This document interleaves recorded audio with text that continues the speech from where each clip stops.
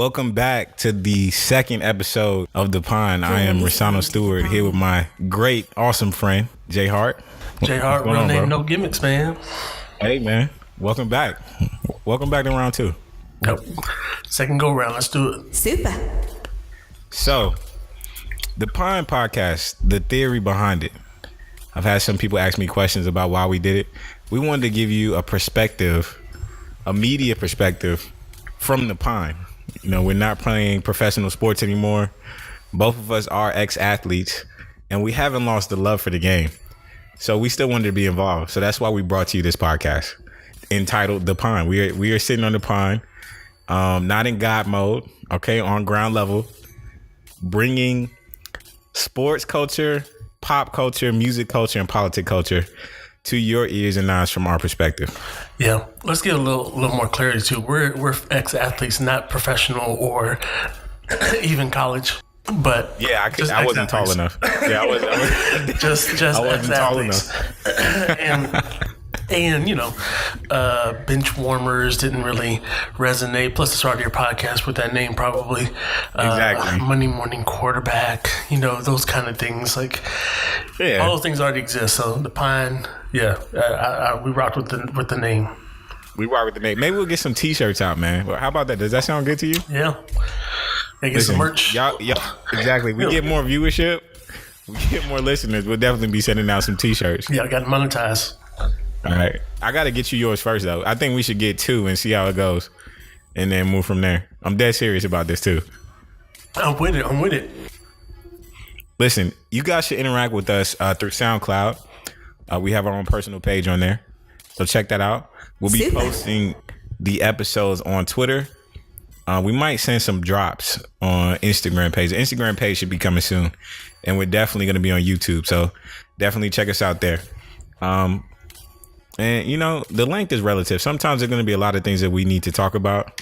You know, it's all relative, man. We're just gonna try to go with the flow.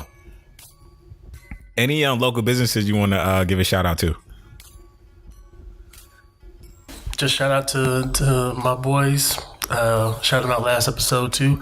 Black is More podcast. Marcel, Aaron Gibson. Go check it out. You can Google them. It's easy to find. Black is More. MOOR.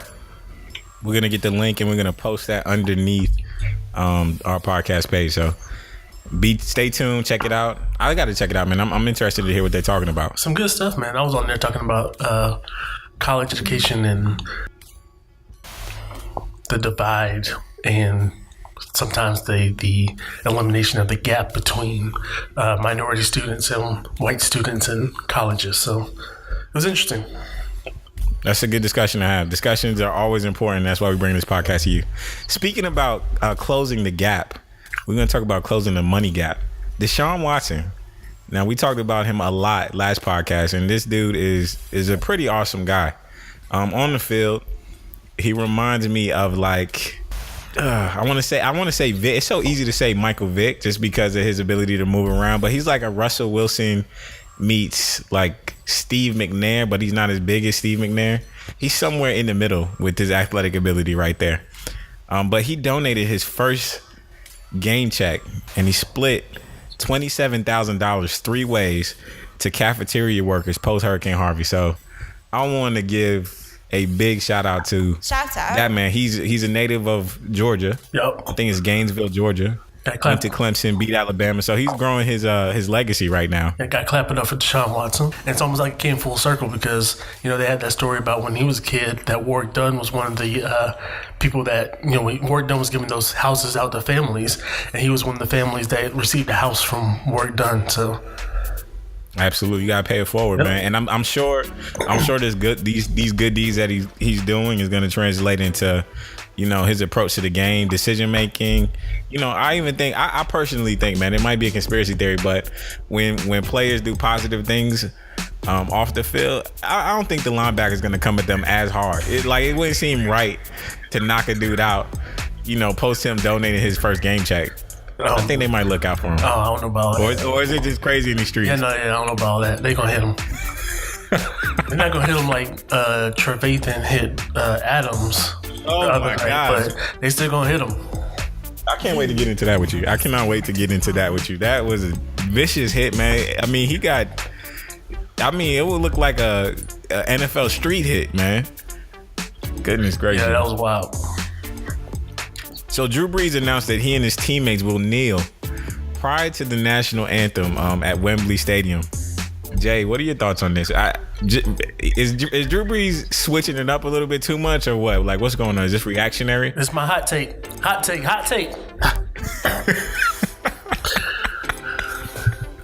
Let's hear it, man. Let's hear it. What's going on? Drew Brees is trash for this. I'm going to tell you why. Stick to your convictions. Like I said last week with Ray Lewis. Drew Brees is another one of those people that said, I'll never kneel. That's not me paying my respects or paying my reverence. Like, he's been very straightforward about what his thought process and philosophy is regarding kneeling, and how he's been outspoken about how he disagrees with what Kaepernick was doing last year. So I don't understand why kneeling prior to the national anthem. Like, why? I don't understand why. What's the thought process? Because again, I think we're still losing meaning about what's happening. So I'm not understanding why they're doing that. Absolutely. I think it's interesting. I just heard Drew Brees, he wasn't for it maybe like a week ago.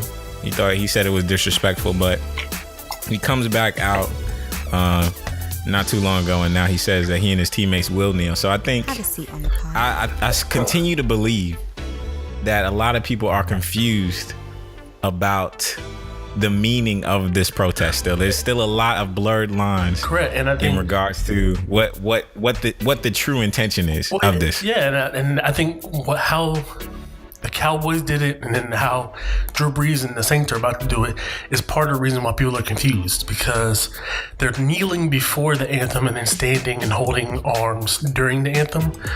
And again, the kneeling piece had nothing to do with the national anthem or the flag, right? And that's the part people are losing sight of and still not willing to have the discussion about what it was about. They're focusing all their efforts and all their attention on the flag, on the national anthem, whatever that means, or whatever the reason why they're choosing to do that versus the reason why they were kneeling in the first place. I got to give a shout out to Jerry Jones too, because Jerry Jones actually did exactly what Drew Brees is saying he will do at this game, at their next football game against the Miami Dolphins. So before the Arizona Cardinals took on the Dallas Cowboys, the world was kind of shocked. I mean, it wasn't in the news cycle a lot, but Jerry Jones actually took a knee with the teammates, the people that he's responsible for, the people that he cut checks for. So it was an interesting dynamic to see that happen, and hopefully what he's doing and what he was inspired by, beginning with Colin Kaepernick and the players before Colin Kaepernick, will kind of change the narrative of what's really important in this country, this great country that we live in. That's where I disagree. That was interesting. That's where I disagree, because again, they knelt before the national anthem and stood during the national anthem, right? Right. But take the national anthem part out of it. They're not kneeling, or Jerry Jones and that decision for them to kneel is not about what Colin Kaepernick was talking about. What Drew Brees and the Saints are doing is not about what Colin Kaepernick is talking about. This is reactionary to what Donald Trump said to them. So this is them showing solidarity of the NFL against Trump, but they weren't willing to show solidarity for Colin Kaepernick when he's trying to stand up for police brutality, and that's where the problem is. You're listening to the pod. I'm getting the feeling. Yeah, no, absolutely. And it sounds like it's becoming this big Royal Rumble of a lot of different opinions. Correct. You know, and conspiracy theories, and the conspiracy theorist in me says this is done intentionally. Okay. To change the narrative about what the conversation should be about. Do you get the feeling sometimes that we live in the Twilight Zone? 100%. Because through all this, Colin Kaepernick is still unemployed. You unlock this door with the key of imagination. Just gonna keep it above. Let's keep it real. Let's keep it real about that, man. So that's absolutely a great take, a great interesting perspective. I mean, it's a lot of moving parts to this. At the end of the day, social equality is extremely important. Respecting your fellow man is extremely important. and intolerance and disrespect of any form or fashion should absolutely be looked down upon, and just completely eradicated from anything. I mean, that's what we need to move towards. Agreed. Speaking of antics, with this Royal Rumble that's occurring in our country, in our great country, Odell Beckham was fined $12,000 for his celebration post his first touchdown in his last NFL game. What's your take on this? How do you feel about this? The fine? Yeah, I think it was because he acted like a dog and lifted his leg up. How do you feel about that? I mean, it's expected of the NFL. So, to me, it's not that big of a deal. But anybody who saw that 100% knew that he was going to be fined for that. So, but that's just, Odell being Odell. The one thing we do know about him is that if he seemingly put that much effort or that much care into being supportive of the teammates and winning, and people adopted that attitude, that I think the Giants would be a little bit more successful.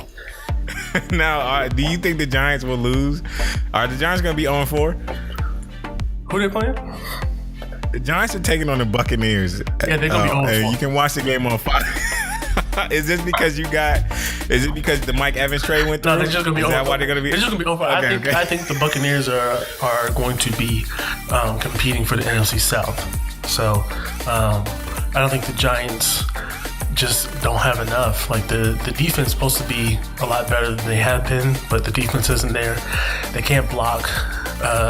Buccaneers defense is a little bit better than what they showed this past week, but I 100% believe that Tampa Bay is going to beat New York. It'll probably be a shootout. I think it'll be a shootout. It's gonna be a real good game. I'm a closet Odell Beckham fan, man, and I gotta ride with him. I think the Giants are gonna win one game, at least one game in their first four, man. I gotta give it to them. I don't think it's gonna be this weekend, man. Jamal Adams took on Jay Cutler last Sunday, and he was fined $9,000 for taunting Jay Cutler. So Jamal, I think, sacks Jay Cutler and stands over him and looks at him and gets the $9,000 fine. Do you think that the NFL is handing out fines like, it's the first of the month? Are you seeing a trend or something like that? I mean, this is the trend that always has been with the NFL, at least in this era of the NFL. So, this is the no fun league era. So, no, I think this is just par for the course. Anybody that does something like that, it's going to be the case. So, this is not anything different than what we've already seen the NFL to do or know the NFL to approach things. So, is the NFL not as fun as baseball? Like, what sport is funner, baseball or NFL? Oh no, NFL is still more fun than baseball, but that's my personal opinion. But the NFL and their rules committee and the competition committee gets together, and this year they realized that it got extremely unfun. So they let them have some of the celebrations back. But as a whole, the NFL really is kind of very, very, very, very overprotective of their brand. And again, sponsors, there's a lot of stakeholders in that, and there's a lot of money attached to that. There's a bigger social conversation we can have about why some of those things are the way they are, but it is what it is. The optics are always going to play into that. Keep that in mind. Absolutely. And the NFL gods, they also had a ruling on Danny Trevathan. We talked about that hit on Jamal Adams. Not Jamal Adams. Cutler. Clear up. No, Devontae Adams. All right. Yeah, Devontae Adams. Danny Trevathan completely wrecked Devontae Adams and was suspended for 2 games. That ruling came down not too long ago. Yep. Was it warranted? Yeah, and I think I agree. I think it was warranted. And I think it may not have been 2 games. It would have been 1 game, or maybe just a financial penalty if it hadn't been that they've already had been very chippy throughout that game. Rivalry game. It was a rivalry game too. Right? Yeah, you can't get it out of that. 100%. So now you add that to that, and then that hit it was unnecessary. It was disgusting, man. Like I'm big on big hits. Yeah. I mean, in the 2000, if you looked at the Madden football games and the introduction of the hit stick and old school football, that's why we love football. Yep. But that was just because the play had stopped and he was standing up and defenseless. That's where it was dude. You saw his eyes. And he just knew this was coming. And he just sees a crown of a helmet. Like, you literally saw the face mask bend in. You know what I mean? Like, that's wild. Right. And then the mouthpiece flew out. Like, yeah, that was all bad. All bad. So, shame on you, Trevathan. I know you gotta play hard and everything like that, but come on, dude. Yeah. He apologized. He did all the things he's supposed to say. Outside of the fact that he still says, like, I mean, I thought it was I couldn't hit him any other way. But, moving on to the NBA. Shame on Trevathan. The NBA is not giving us as much pain. And I guess it's because it's not in season right now. We don't have as much controversy dealing with it. But shout out to DWade. Guess where your boy landed, man? Did anybody think any different? Did anybody think it was going to be looking any different? I didn't really know where he was going to go, to be honest with you. But then with them hanging out and their relationship, the wives like each other, it just seemed like the most comfortable place for them to go to. Yeah, I don't think anybody really thought that was going to be any different. I think as soon as we saw the Bulls start having the conversation of buying out his contract, we knew that Cleveland would be his destination if it happened. 100%. Where else would he have gone? I don't know. I saw a tweet and he spoke about being in Miami towards the end of his career. So maybe I kind of got too excited. I definitely didn't think he was going to go back to Miami. So that's the thing. This was the end of his career? Nah, Wade is not. Dwayne Wade is arguably one of the greatest shooting guards of all time. And I definitely know he's not interested in going out.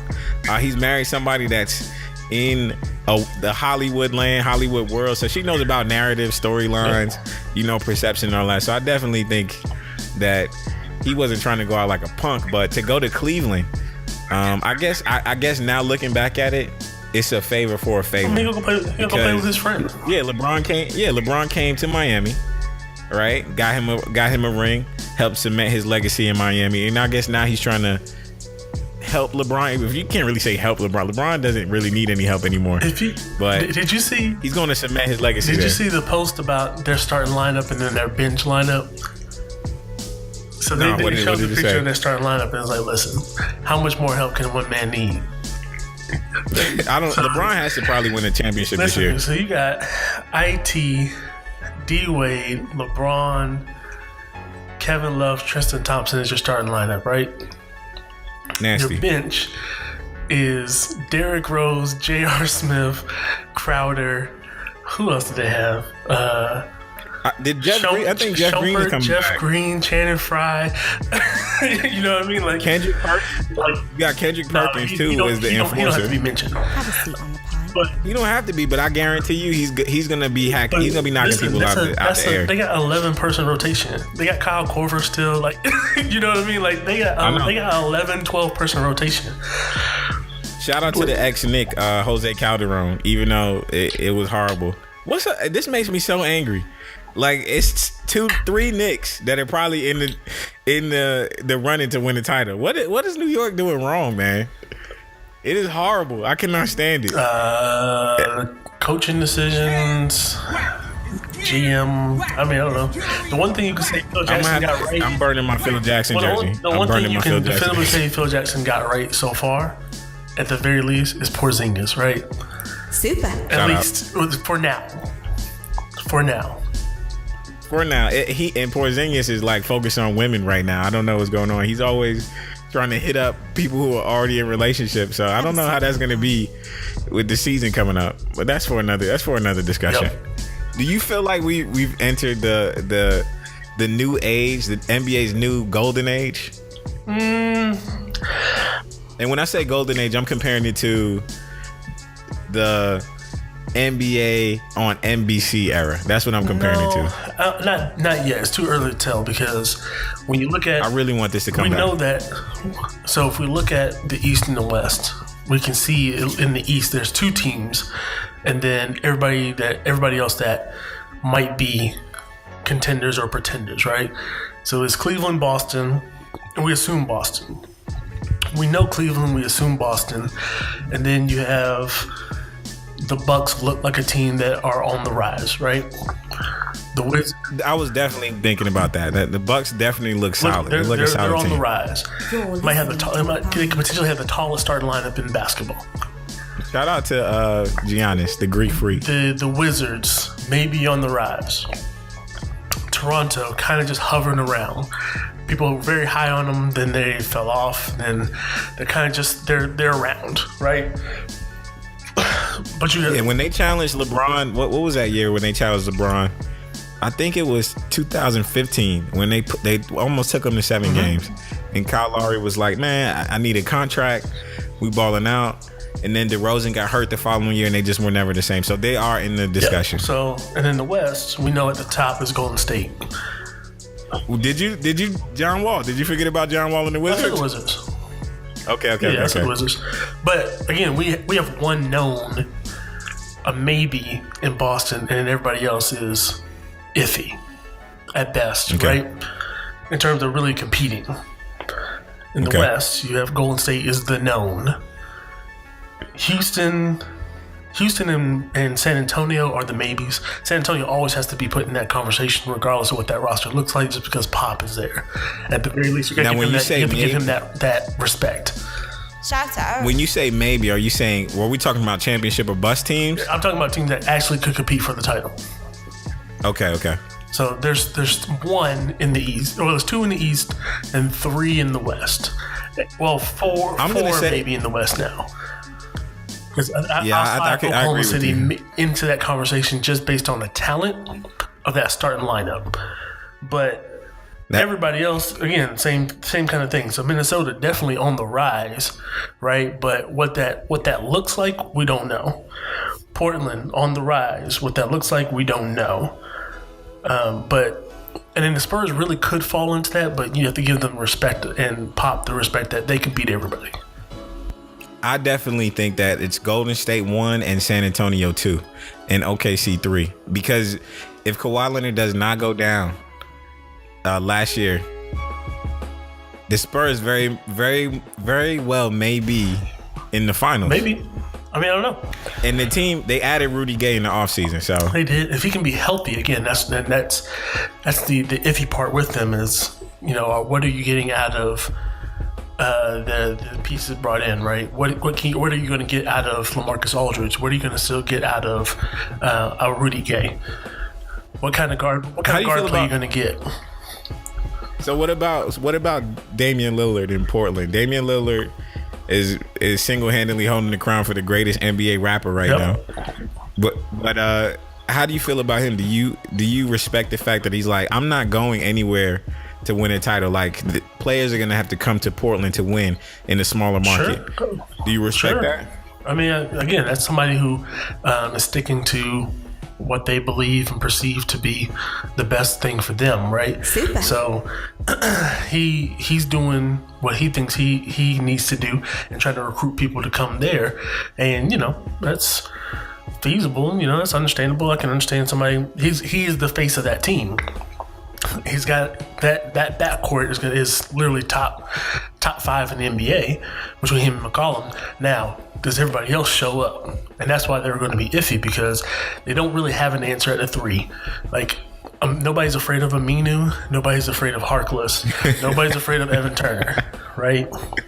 They don't really have an answer. Nobody's ever been afraid of Evan Turner. 100%. And they don't really have an answer at the 4. They really don't have an answer at the 5. They got the rookie Collins, but you know what I mean? Like, all those other pieces, the bench, like, what does that look like? It can't just be Dame and CJ to carry the team to a championship.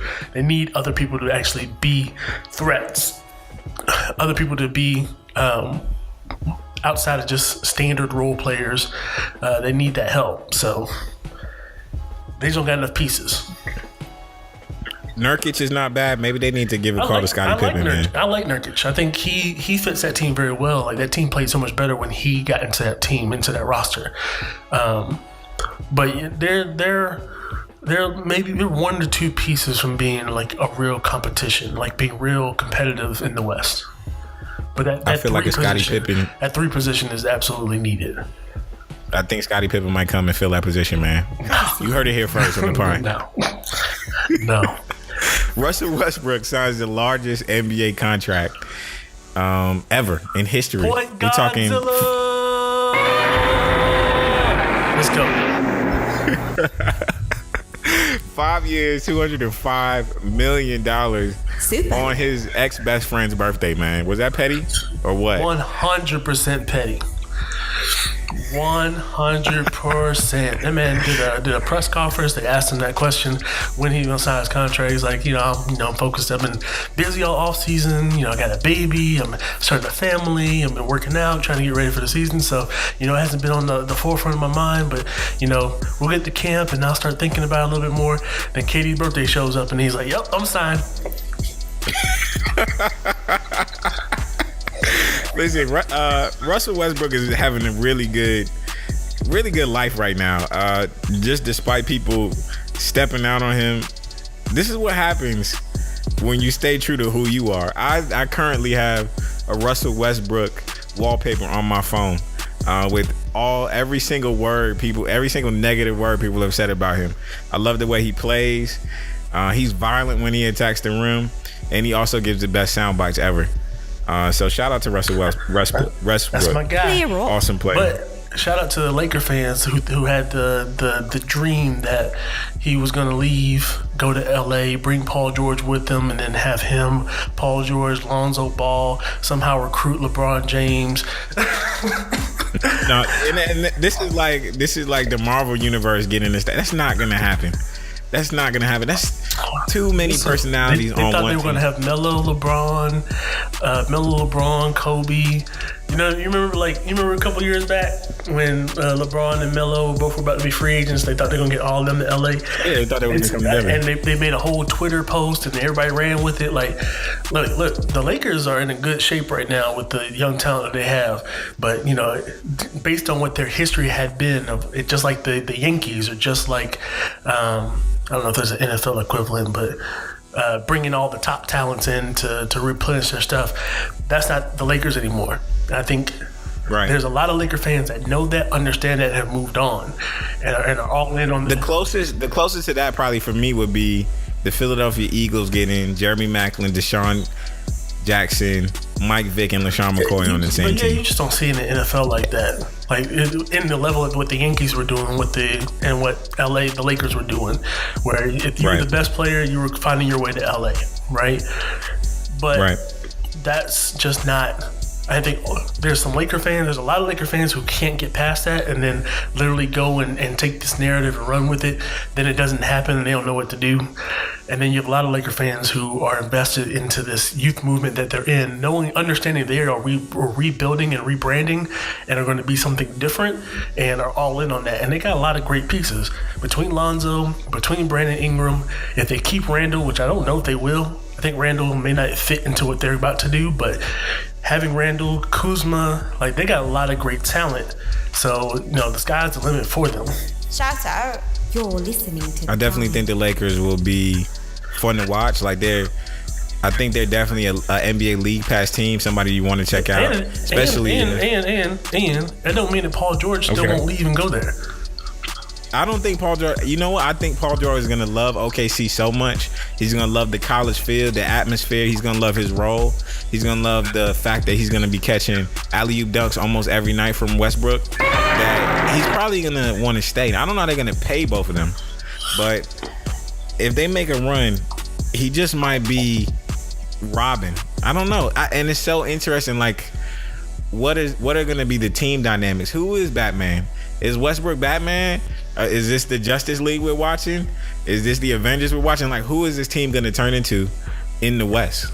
They have a lot of talent to go against. They're going against OKC, who's starting to get this evil moniker. Definitely, KD wasn't helping with the Twitter post, but it's just going to be interesting to see what happens. So I'm really excited about this upcoming NBA season. Lots to be excited about. So, are you getting league? I asked you last episode. Are you getting league pass? Still not getting league pass. Man, we should split a league pass, man. We definitely need to. I can't believe you're not thinking about getting a league pass. Probably not. Probably not. But I will. What's your But beef? I will reach out to you off air to see if you want to join this fantasy basketball league that we got. Listen, I'm gonna test my knowledge. I'm 3-0 in fantasy football, so I mean, I just had to drop. I just had to let y'all know.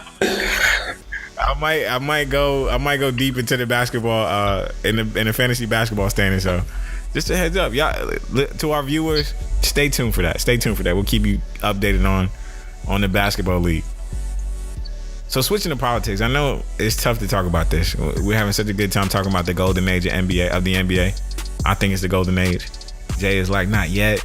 It may get there, but it's definitely not the golden age of a presidency right now. And you got that Donald might be Trump. An understatement. Ooh. You got Donald Trump. We had Donald Trump versus the NFL, and a lot of people don't know this. Donald Trump was heavily involved in starting the USFL and having teams in the USFL, and it was a direct competitor to the NFL. So a lot of times when you have business interests and then you hold a political office, it's hard to separate those two identities, because you have financial investments invested in the world and you see the world as a monopoly board. So let's not be surprised at his statements in regards to the NFL. But now his response to the issues that were going on in Puerto Rico were slightly frowned upon. And I'm putting it nicely. 3.4 million people were without power at one point in time in a U.S. territory. Jay, what are your thoughts on this?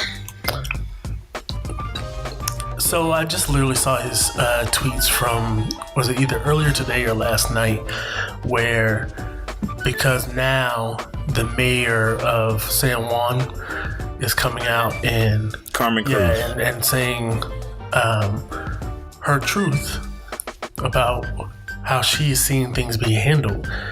He's now turning his back against her in Twitter, in a Twitter rant. Let me see if I can find that real quick, because I definitively think I took a picture of it, because yeah. I mean, Donald Trump. I'm sorry, I told you I would only say 45.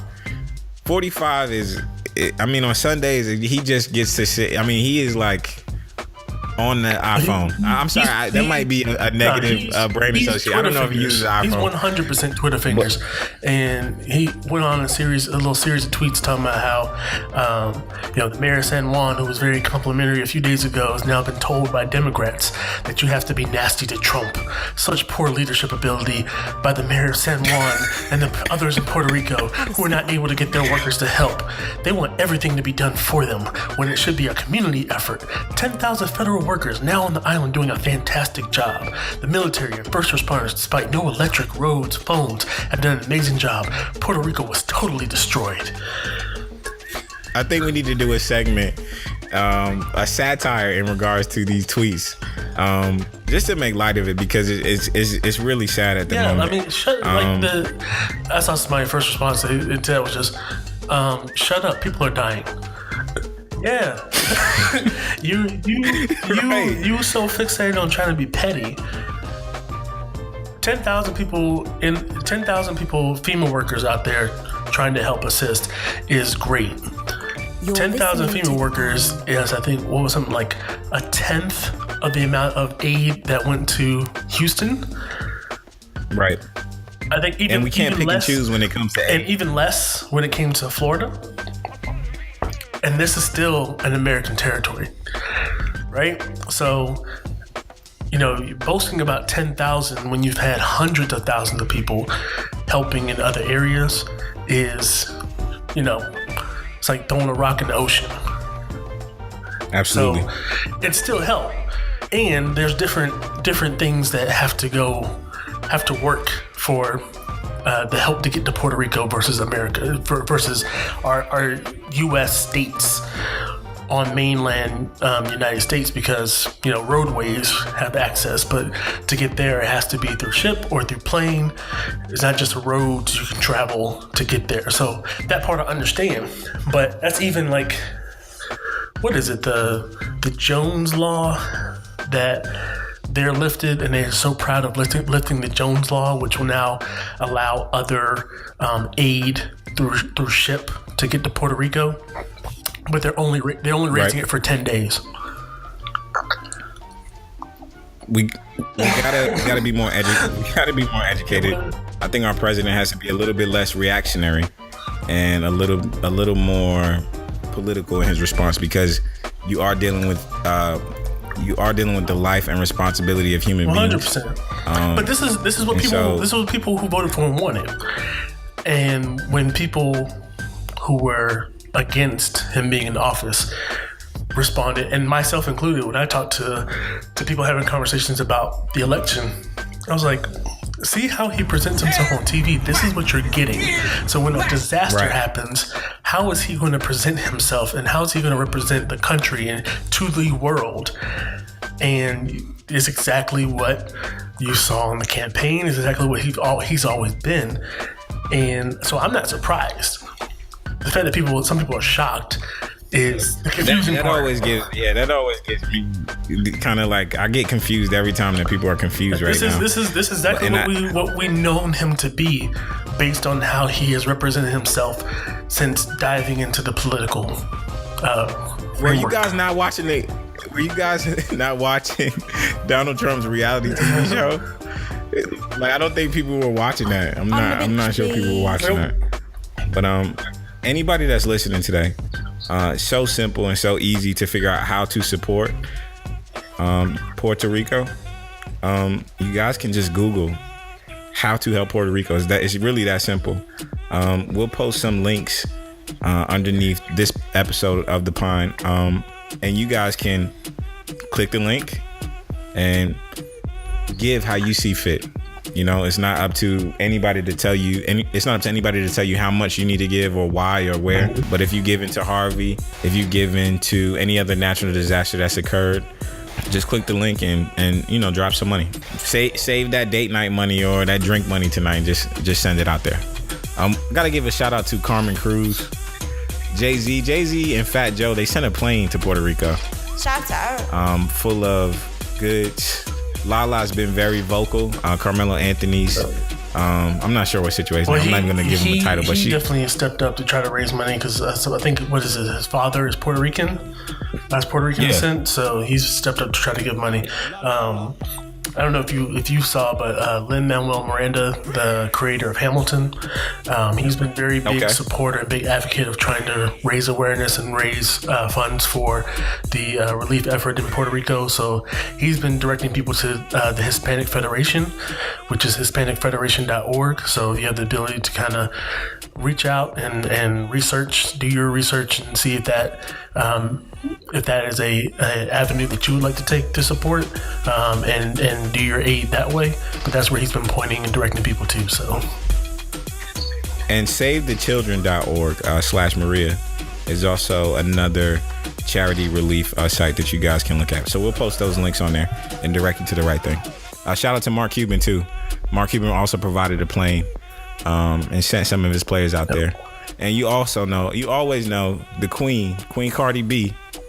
She's always very vocal. So she did a Instagram post, and I think when Cardi B used to work at the Shake Club, she went back to the Shake Club. She went back to her roots, and they actually gave her a lot of canned foods and donations to send in Puerto Rico. So any way you could get it, try to do it. Shout out to the Queen. Shout out. So moving on to sporting events worldwide. Jay, are you going to be watching the Rowing World Championships? I absolutely will not. I actually could go watch it in person, because it's only about an hour 15 away, about an hour 15 south of me. Shout out. But no, I will not.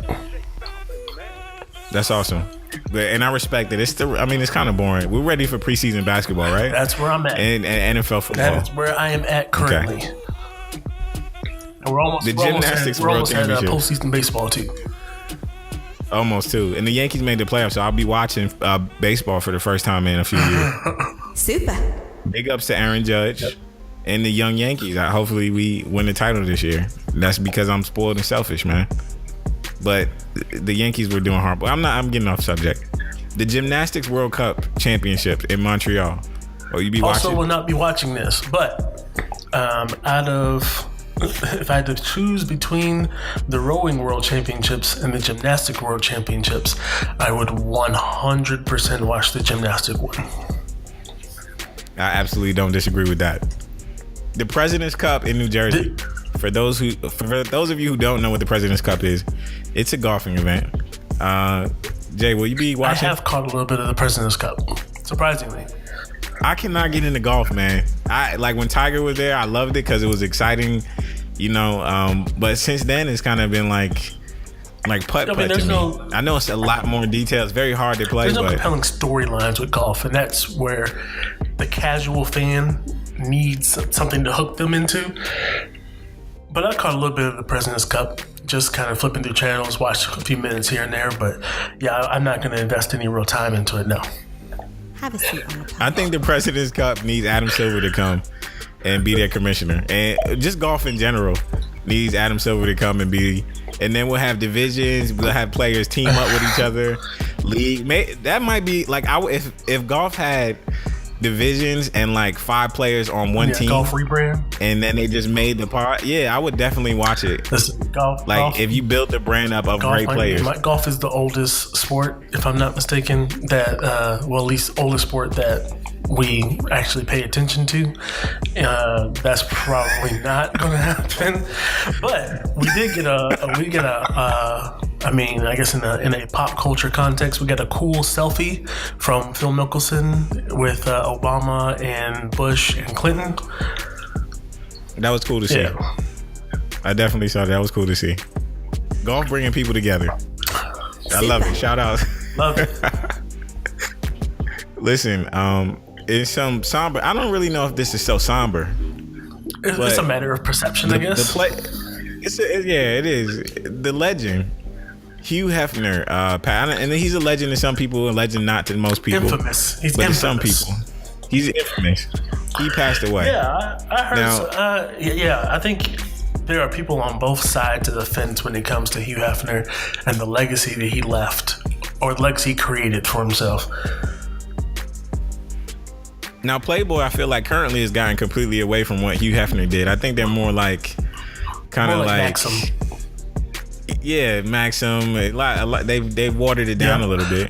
But I think the reason why people are on both sides because there's the exploitation of women on one end, but also the social justice on the other end. So one of the first people to feature a transgender woman as a centerfold, and this was way back in the 80s, if I'm not mistaken. See, and a lot of people wouldn't even know that. So you dropping knowledge right now. Was a big supporter of gay rights and the LGBTQ community. There's a lot of social justice things that he was usually on the forefront of, at least in his avenue and his wave. He was always on the forefront with a lot of social justice things. But then you have the other end, like the misogyny and the exploitation of women, et cetera, et cetera, et cetera. So it's like that's why you have people on both sides of that fence of like, yeah, like he did a whole lot, and not all of it was great. Some of it was great. So it's a lot of people don't know how to feel about it, right? But that's the nuance of life. That's the nuance of our existence, that everybody's not going to be on one side or the other. I think again that's the nuance of what life is. So and he is a polarizing figure and a great example of that nuance. Great analysis by Jay Hart. Dropping knowledge for the people. There was a new song that came out just recently. I think it dropped Friday night. This past Friday night, called Mi Gente. And it featured Willie Williams, J Balvin, and Beyonce. And Jay, I must say, everybody needs to listen to it. It definitely has some relation to everything that's going on in Puerto Rico right now. I haven't heard of this. But it is straight fire song. If you have not heard the song, I danced to it for like a good 10 minutes. I had it on repeat. It's a absolute banger. So you got to check it out. We're gonna actually have a clip. I might put a clip. Yeah, over I need to. Yeah, I'm gonna have to peep because so you guys can check I out. haven't heard of this. I have been listening to Post Malone "Rockstar" featuring 21 Savage for the past week on repeat. Maybe that song is.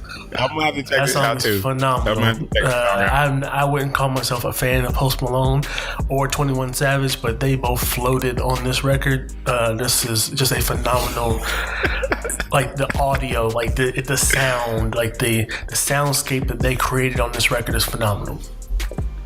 One more time for the people. What's the name of the song? Post Malone, Rockstar, featuring 21 Savage. You heard it here first. That's a J Hart hot take right there. My honorable mention goes to Sabrina Claudio, "Belong to You." If you just want a fire R&B record like that, that's the one. I gotta check this out too. Listen, I got a question. Whatever happened to DVSN, man? Division? Didn't they release a second? Yeah, they got some new stuff coming. Division, DVSN. So Okay. Drake said that this is going to be a big OVO year. So far, we've had a couple division records come out. They haven't been necessarily great. But I think when a full project comes out, we can definitely get a better gauge on that. Party Next Door just dropped a project. I listened to it straight through. It was pretty good. I didn't think it was as good as his Colors 2 EP that he put out earlier this year, but it was pretty good. Pretty good. So I expect a little bit more from Party and his pen because he's phenomenal. But yeah, I think Majid Jordan just put something out. So I think he always comes with it. I think OVO's gearing up for something. So yeah, OVO's done a great job. We've seen their development post Drake, like just their development with just building their brand of artists. So they're doing a good job. I know were you a big Drake fan? I also think that's debatable because they really haven't been able to. I mean, in their own wave and in their own lane, in their own bubble. Yes, I think that people know who Party Next Door is. People know who Division is. People know who Majid Jordan is, but the masses don't really know, or they're not just household names, right? Like The Weeknd but that happened after The Weeknd left Drake and left that Drake association. So I don't know how good OVO really is at developing their own artists and letting them.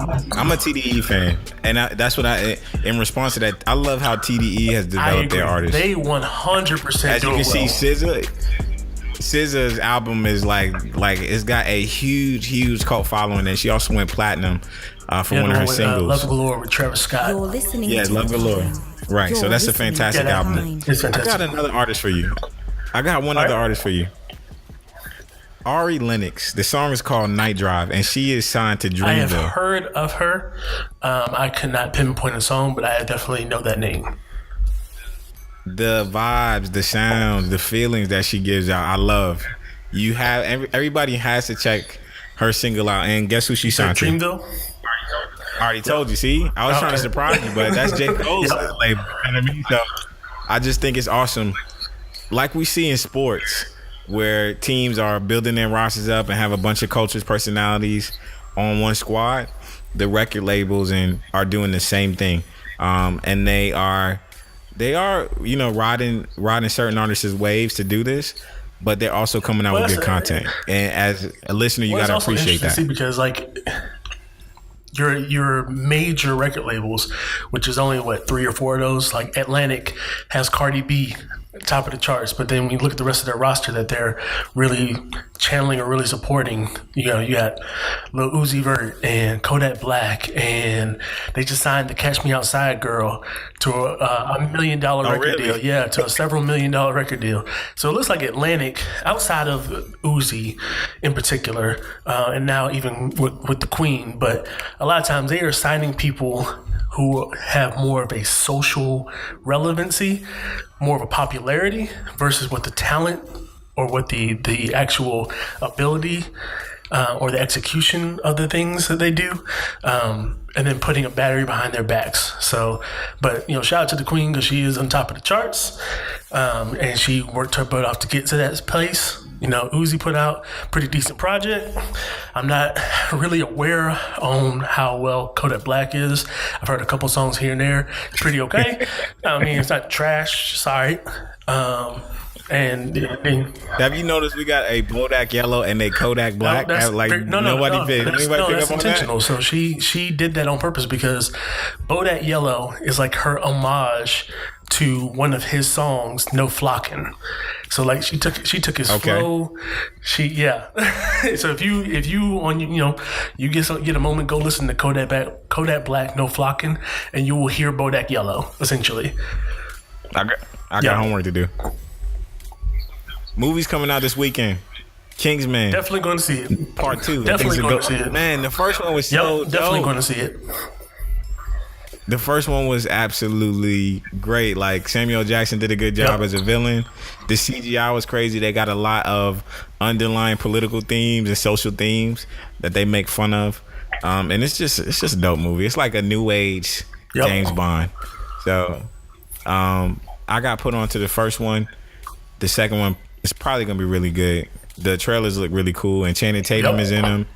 A lot of other A-list stars are now. Halle Berry made a reappearance. She's back in the limelight. I think this might boost her up for a few more movies. Yeah, as a must see for me. Blade Runner, the reboot, not the reboot, but it's part 2. The sequel. Harrison Ford will be in this one. And Harrison Ford is like, he looks like he paused in time. Like, you get to a certain age and you just stay there for a long time. And that's where I think Harrison Ford is in his golden age right now. He's getting those checks right now. So I'm excited to get to see the second Blade Runner. Review, and the review basically started out as like, nobody really ever asked for sequels. and nobody Star Wars, that was a shot. Was that a shot at Star Wars? So it was just talking about like in general, like there's not a whole lot of sequels to movies that people enjoyed the first movie, and there's not a whole lot of sequels that are like, the sequel was that fire, right? So like The Matrix Reloaded, or like Terminator 2 definitely is like the best movie out of that. Yeah, that's, you know what I mean? It is. But they said that this Blade Runner with who is it? Ryan Gosling. That's my dude, man. I love Ryan. I know a lot of people hate Ryan Gosling, but I like Ryan Gosling. And y'all need to tune in. Ryan Gosling and Jay-Z will be hosting SNL too as well. Yeah, they said this Blade Runner is phenomenal. So looking forward to it. I didn't have it on my list to watch, but now I do. Jared Leto, Ryan Gosling, Harrison Ford. Those are some heavy hitters right there. Listen, we're gonna do this new segment that we're gonna introduce, and the person that I picked holds a near and dear place in your heart, Jay. And this is called Politics with a Sports Spin. So if Ray Lewis was a politician, who would he be? That's a good question. Any politician, any era, who would Ray Lewis be?